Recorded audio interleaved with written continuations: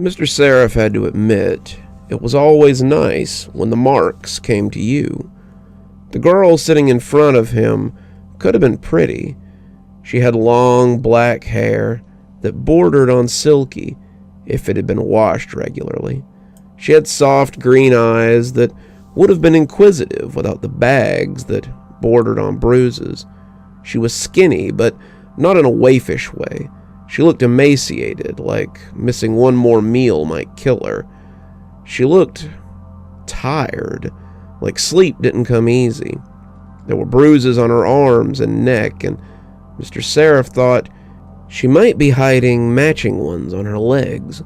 The girl had problems, but Mr. Sereph hoped that she also had potential. Lucifer Jones had a bruise on his wrist, too, and it appeared that it had come from the girl. He had been out running errands, things Mr. Sereph didn't want to send Natalia for, when the girl had come out of nowhere to clamp onto his arm and beg him for help. She was desperate, she said, wanted to sell something important, she said, had something his boss would want, and something only he could take from her, she said. That had to mean power, but Mr. Sereph wondered what kind. "I hear you've come looking for me," Mr. Sereph crooned. "Not something that happens often. I also hear that you have a talent you wish to sell, something that happens less often. So why don't you tell me about what you've come to offer?" "Okay," she said, her voice reminding Mr. Sereph of a mouse that's been found in the middle of the floor when the lights come on. Unsure, fearful, and capable of very little movement. "I won't waste your time, mister. I have a real big power, but it's too big for me. I want to sell it, you see. I have the ability to see the future." A precognitive, Mr. Sereph thought, could be very valuable if she was telling the truth. "People with such abilities are rare," he said. "Why would you want to sell your talent, ma'am?" "Does it matter?" she asked, crossing her arms and trying for indignation that barely made it to worried. "Believe it or not, I have discovered in all my years of doing this that not all gifts are worth having. If you are broke and in need of money, then I can help you, but I will need to know why you wish to sell your talent so desperately." She ground her teeth a little. I do need the money, but that's not all of it. It's too much for me, as I said, this power. It doesn't help anyone, and it can't even help me. I want to sell it and be done with it. Will you buy it or not?" Mr. Sereph glanced at Lucifer, and the young man just shrugged. "Can you give me a demonstration? Something to prove what you say?" Mr. Sereph asked. "I suppose, if I must," she said, and as she leaned her head back, Mr. Sereph watched as her eyes rolled into the back of her head and her mouth hung open a little. This was nothing new. He had watched 1,000 street corner mystics and 1,000 dingy little alleys do the same thing, but he felt something different here. There was a soft hum around her, something he was familiar with, and he realized that she had something. He didn't know how much, wouldn't know how much, until he started to pull it out, but she had something. "You will move somewhere new, seeking something you do not want, and meet someone from your past, someone you thought was lost." Mr. Sereph rolled his eyes almost at once. The prophecy was vague. It could refer to almost anything, and what's more, it was low effort. The girl had some talent, but Mr. Sereph wouldn't expect much. Psychic talent, however, was valuable. Even if the girl had only a thimbleful, he could sell that talent for a mint to the right person, and he always knew the right person. He would pay her a few $100s, send her on her way, and have made thousands off the jot that she gave him by nightfall.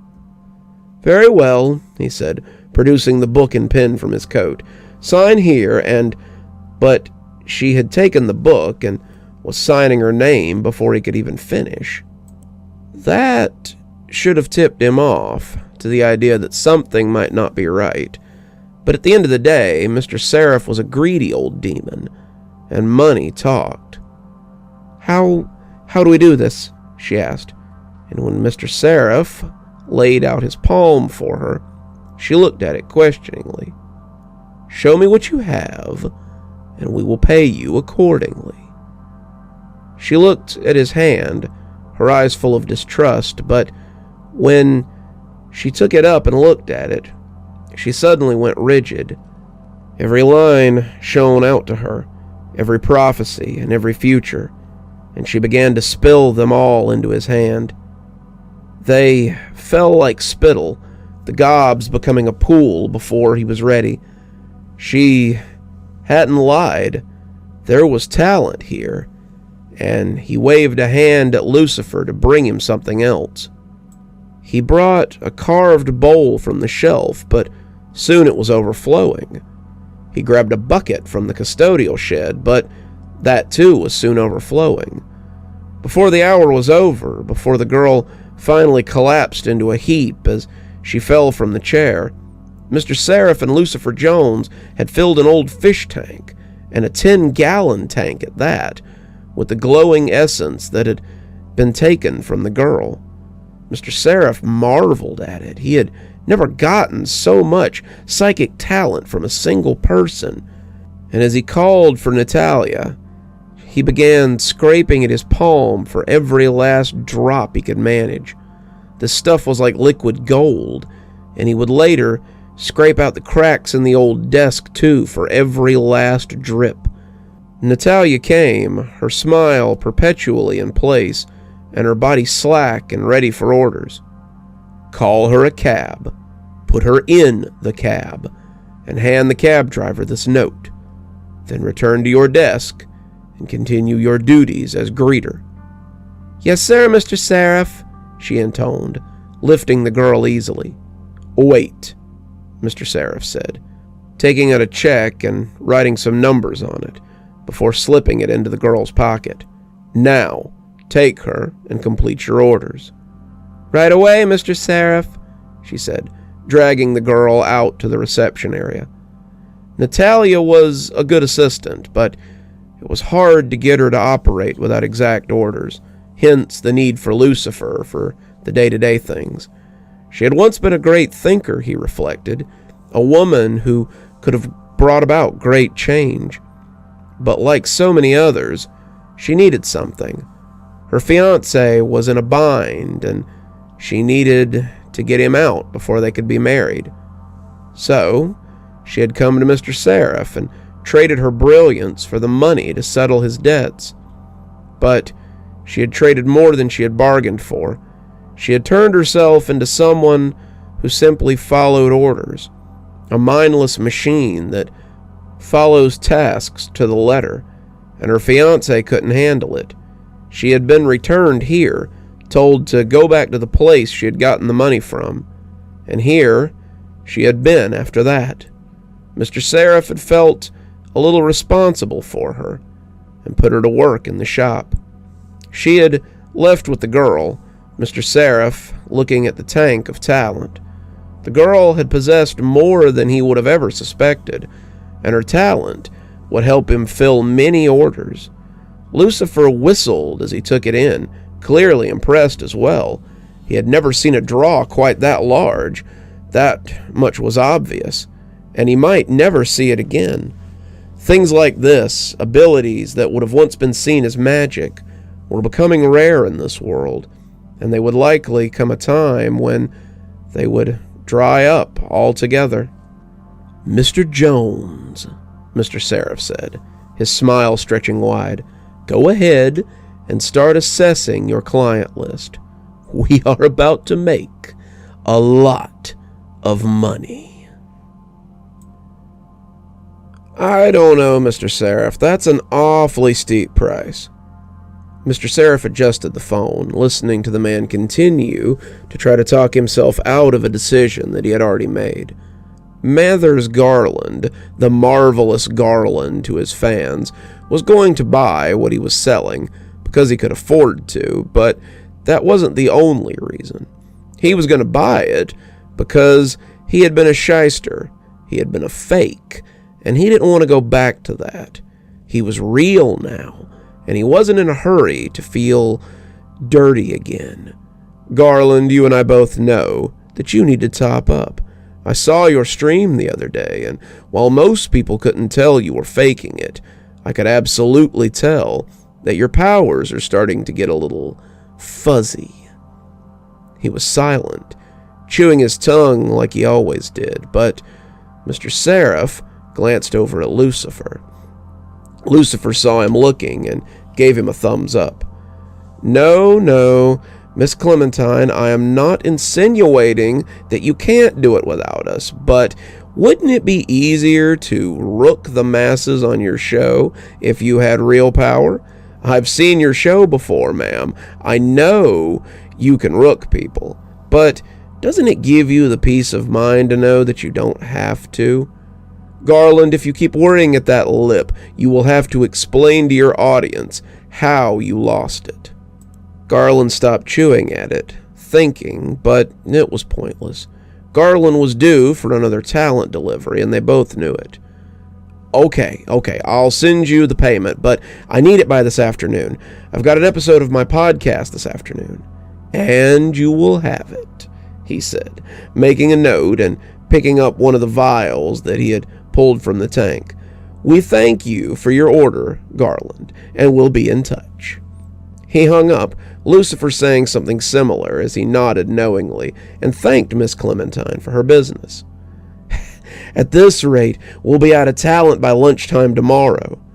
Don't get used to it, Mr. Sereph said. A score like this comes along so infrequently. It really is a once-in-a-lifetime score.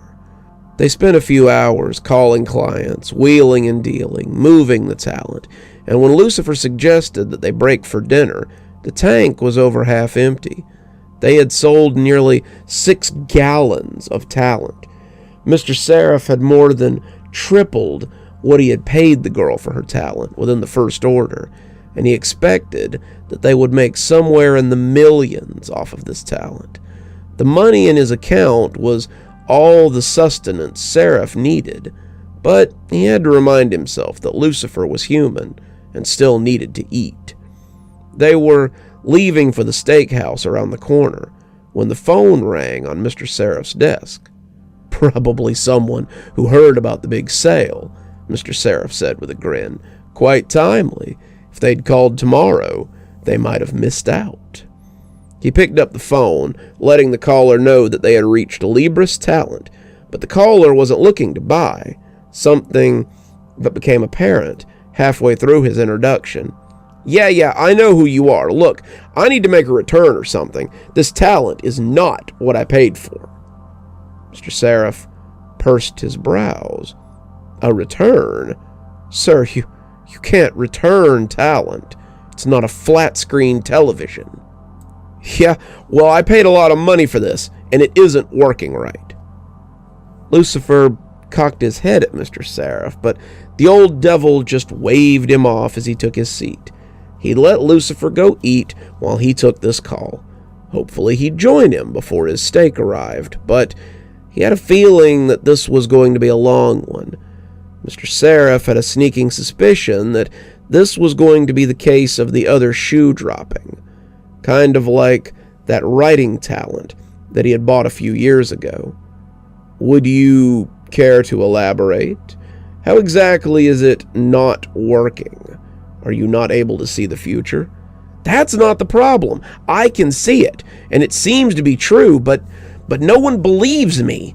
The second I tell them the prophecy, it's immediately doubted. I give perfect prophecies, flawless predictions, but no one believes me. I run a business built on telling people's future, so having them doubt me puts a damper on it. Mr. Sereph tapped a finger against the desk. So if I understand you correctly, the prophecies are correct, and you are capable of giving them, right?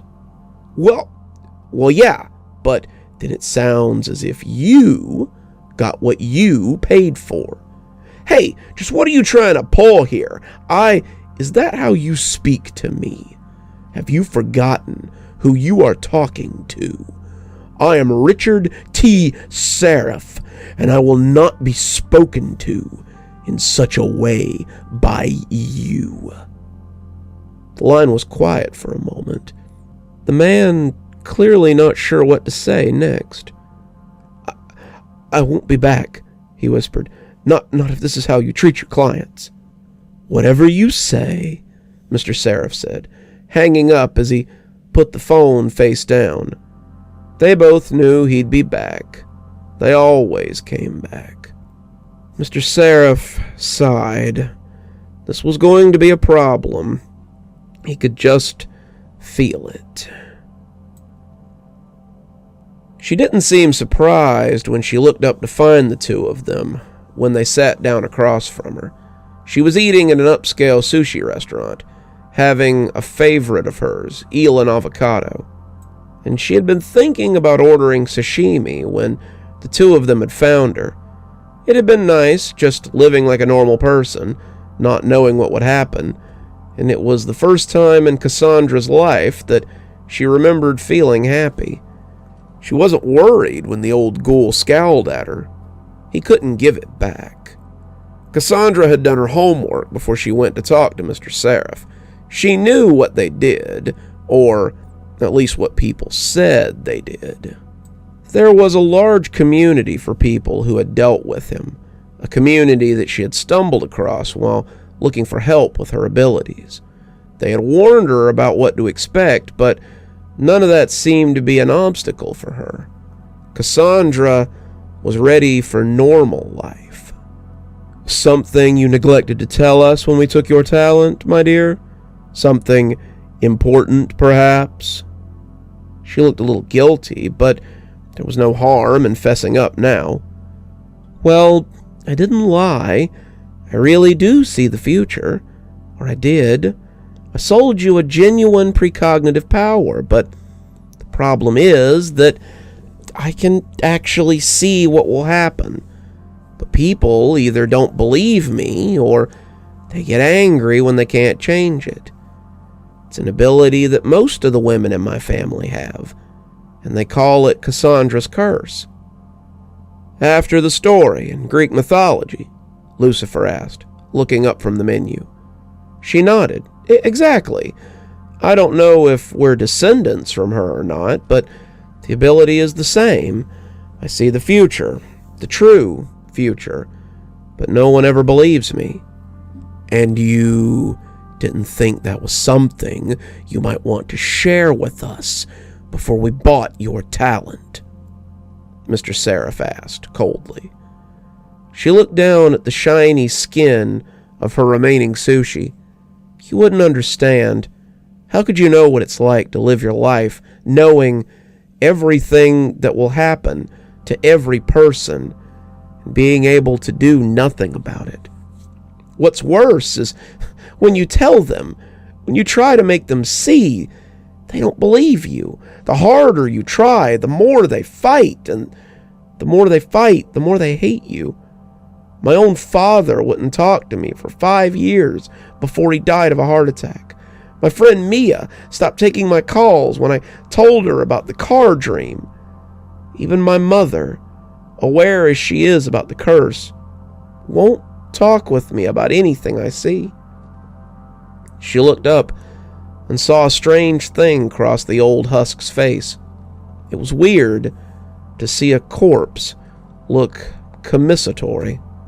But that all changes now. I can live like a normal person. I can talk to people. I can have actual relationships without knowing that someone will die badly or hurt me or leave me after I get attacked or something worse. You gave me more than money. You gave me a chance at normalcy. I'm sorry I tricked you, but you have to understand. If giving this curse, this talent to you can end it, can stop it at me, then I had to try. It's fine, Mr. Sereph said, getting up. Lucifer looked at him with genuine surprise, but the old husk just smiled in a way that was almost fatherly. We can still sell the talent. It isn't as if it doesn't work, and most people won't encounter your problems anyway. I may have to take a hit on the price overall, but I suppose it's not the worst thing in the world. They left her to finish her meal then, Lucifer following Mr. Sereph in legitimate surprise. Just like that? Boss, she cheated you. Mr. Sereph shrugged. It isn't the first time, and it won't be the last. This time, at least, I got something usable out of the bargain. Besides, Lucifer, sometimes a good deed is its own reward. Lucifer snorted. I guess that means you'll be giving the profits from the talent to charity or something.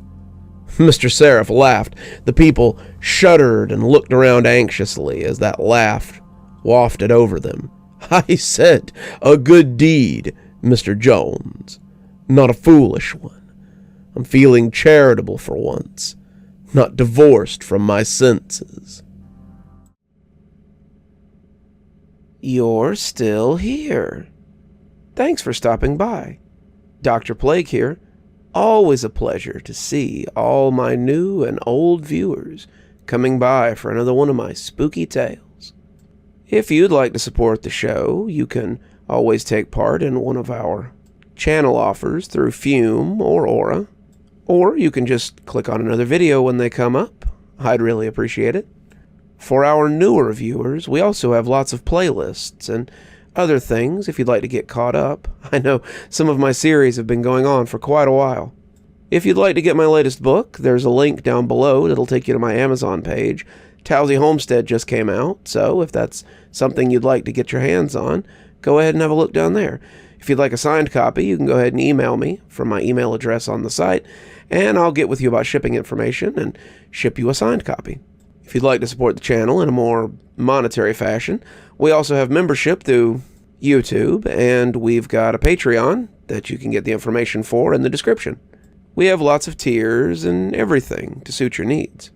Patrons that support on the $10 tier, that's our Ghostly Reader tier, get a book anytime I write one, signed and on their doorstep. As you may have noticed, there's a list of patrons and members on the screen, and I'd like to personally thank every one of them for taking a hand in the future of this channel. Well, that's enough for tonight. Dr. Plague, signing off. Have a wonderful evening.